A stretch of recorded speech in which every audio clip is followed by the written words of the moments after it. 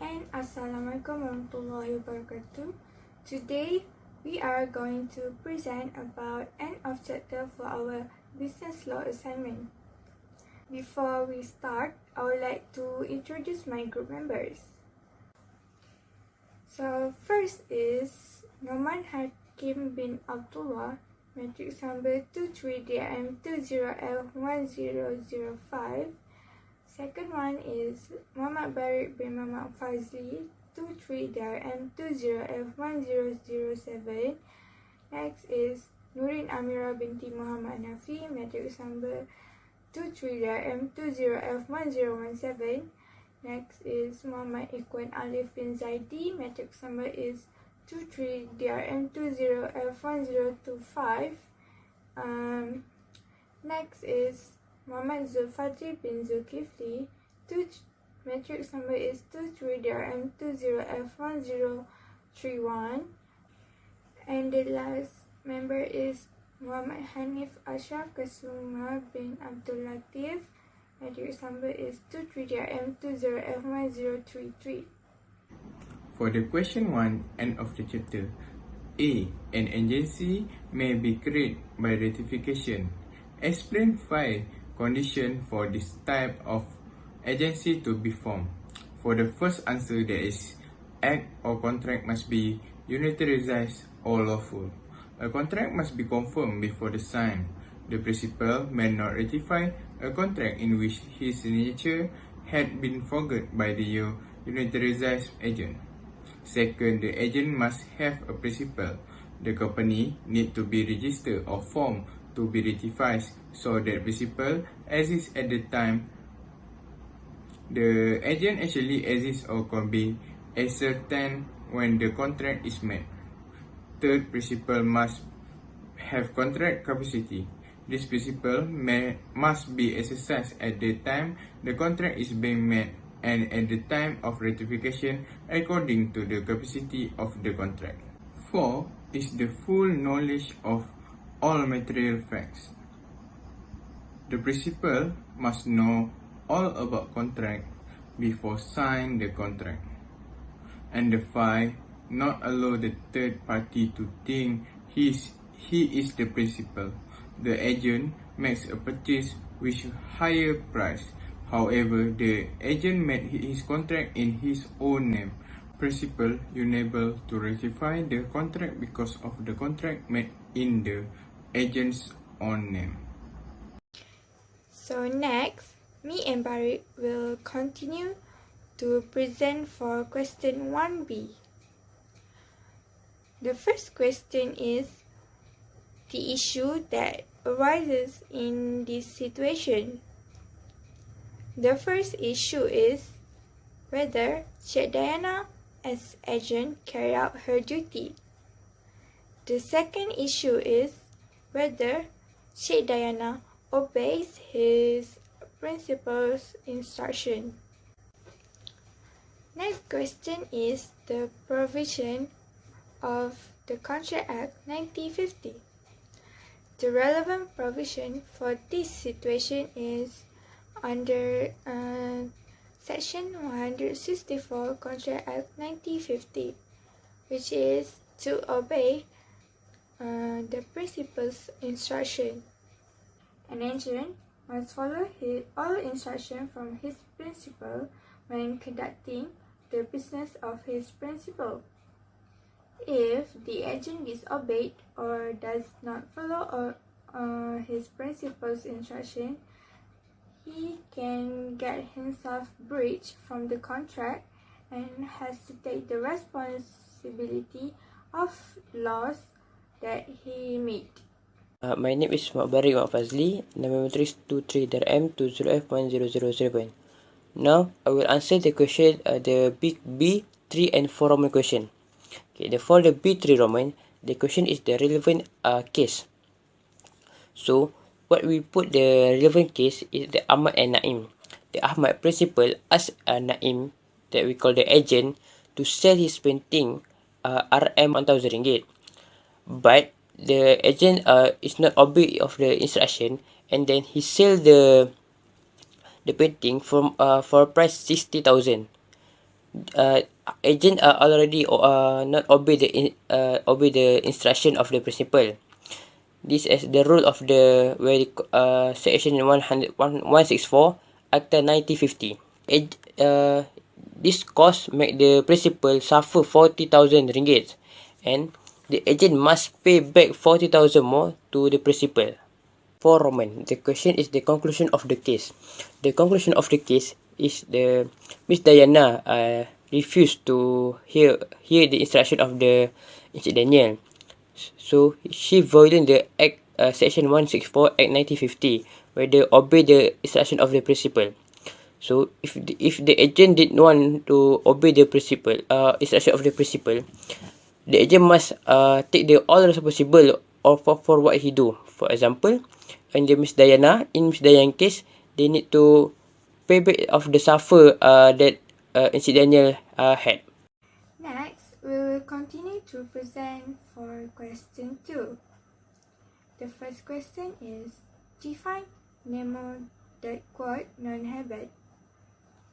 It means no one can give what he doesn't have. Under Section 37, Sales of Goods Act 1957, that no one can give what he has not got, from Latin maxim nemo dat quod non habet, which could also mean no one can give a better title for himself. It means that if he purchased from a person who is not the owner and without the owner's authority, the buyer will not get the title for the goods even he has paid. Hi, Assalamualaikum warahmatullahi wabarakatuh. My name is Muhammad Zulfadli bin Zulkifli and my matrix number is 23DRM20F103Y. So I'm gonna answer for the exception to the nemo dat quod non habet. First, we have a estoppel, which is occurs when the owner precluded from denying the seller authority to sell, which is an example. Amin is a seller and Fuad is the owner. So Amin sell the Fuad land to Muaz, which is Muaz is a buyer with Fuad consent, but Fuad doesn't stop Amin from sell the land. Second, we have a sale by mercantile agent, which is when the owner give a consent to sell or consign the goods. For an example, Puan Aminah is the owner for Honda Civic and Mr. Lee is a mercantile agent. So Puan Aminah give any document about her Honda Civic to Mr. Lee, and Mr. Lee need to have a Puan Aminah consent to sell. If Mr. Lee doesn't have a Puan Aminah consent to sell, he may be subject to the legal penalties. Third, we have a sale by joint owner, which is several people have the rights to the goods purchased with conditions. For an example, Ahmad is the owner for ice cream machine, and then he want to sell the ice cream machine to Akim, and he told Akim that the ice cream machine is a new and first-handed. So Akim buy the ice cream machine, and then Akim find out that the ice cream machine is a second-hand and already used. So Ahmad may subject to the legal penalties for his fault. Fourth, the last one, we have a sale by voidable contract, which is the seller has obtained possession under a contract voidable. For an example, Ali buy a car from Abu, and then the contract was effected under influence. So Ali sell the car to Mutu. So Mutu will get a good title if Mutu buy the car in good faith and without notice of the seller defect of title. Assalamualaikum warahmatullahi wabarakatuh. My name is Norman Hakim bin Abdullah, matric number 23DRM20F1005, and my friend Muhammad Hanif Ashraf Consumer bin Abdul Latif, matric number 23DRM20F1033. Want to continue our presentation with condition and warranty pertaining to sale of the good contracts. So the firstly is implied condition as to title. For example, in case of a sale, the seller has a right to sell the goods. Next is in case of the agreement to sell. The goods can be sold when the time comes for the buyer to become the ownership. Uh, the main purpose for this implied condition as to title is to transfer ownership to the buyer. So the second one, condition and warranty pertaining to sale of good contract is implied warranty that buyers shall have an enjoy quiet possession of the goods.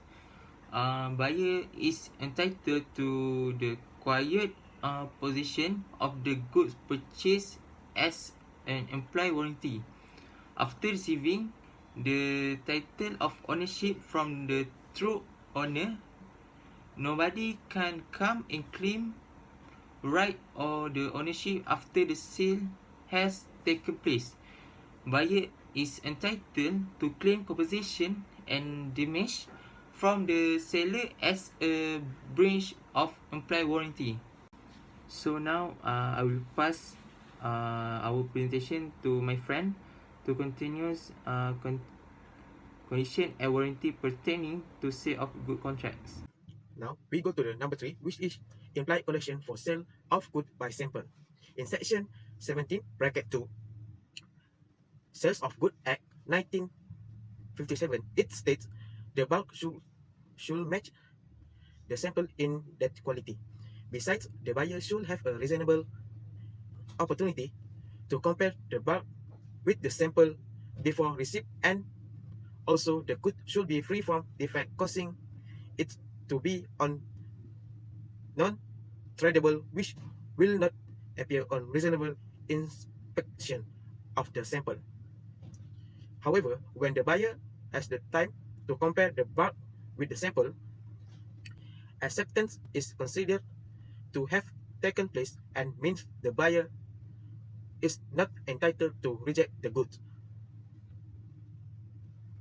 For number 4, implied condition that goods must be reasonably fit for purpose for which the buyer wants them.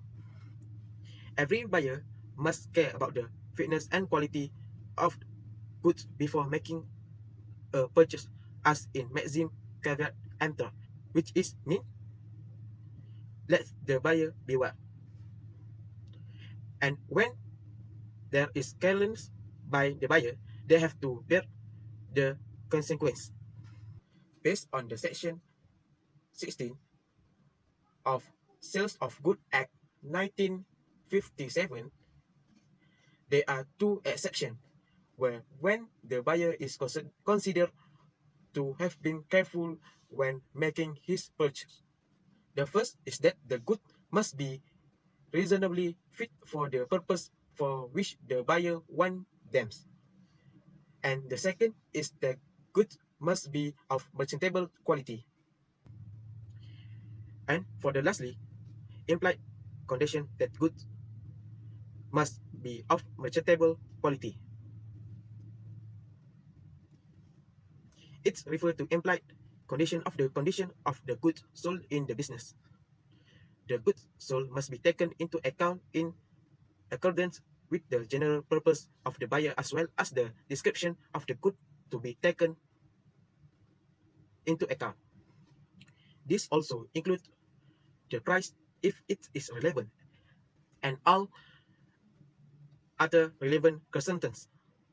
If the buyer has inspected the good sold by the seller when the contract is met, the condition does not apply to defect that specifically attract the buyer's attention or defect that the buyer has noticed.